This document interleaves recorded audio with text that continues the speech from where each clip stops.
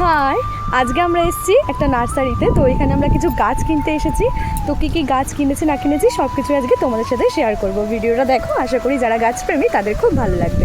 আগের ভিডিওতে তোমাদেরকে দেখিয়েছিলাম আমরা প্রথমে যেই নার্সারিটায় গেছিলাম সেই নার্সারিটা তোমাদেরকে ঘুরিয়ে দেখিয়েছিলাম।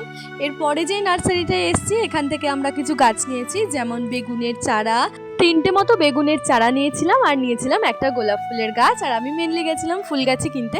তো আমার সেরকম একটা গোলাপ ফুল গাছ চোখে পড়েনি, তবে এই কালারটা আমার বেশ ভালো লাগছিল।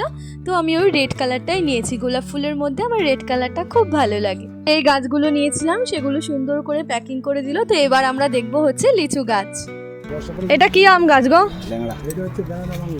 হ্যাঁ, এটা ছোট্ট আঁটি। এই গাছ আছে খুব মিষ্টি আম। তাই? আর এই নার্সারির যে মালিক সেই কাকু আমাদের পুরো নার্সারিটা ঘুরিয়ে ঘুরিয়ে দেখাচ্ছিল এবং গাছগুলোর সম্বন্ধে বলছিল। তো বেশ ভালোও লাগছিল শুনতে ওনার কাছ থেকে। তো বেশ অনেকক্ষণ ধরে নার্সারিটা ঘোরা হলো এবং আমরা এই নার্সারিটা থেকে একটা বোম্বাই লিচু গাছের চারা নিয়েছি।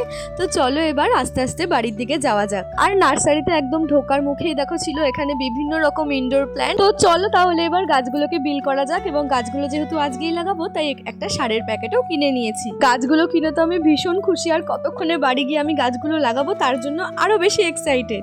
তো চলো তাহলে গাছগুলোকে সাবধানে নিয়ে বাড়ির পথে রওনা দেওয়া যাক। আমার আজকের এই নার্সারির ভিডিওগুলো তোমাদের কেমন লাগলো আমাকে অবশ্যই জানিও। আর তোমরা কে কোন কালারের গোলাপ ফুল পছন্দ করো সেটাও কমেন্টে লিখে জানিও। আজ তবে আসি, বাই বাই।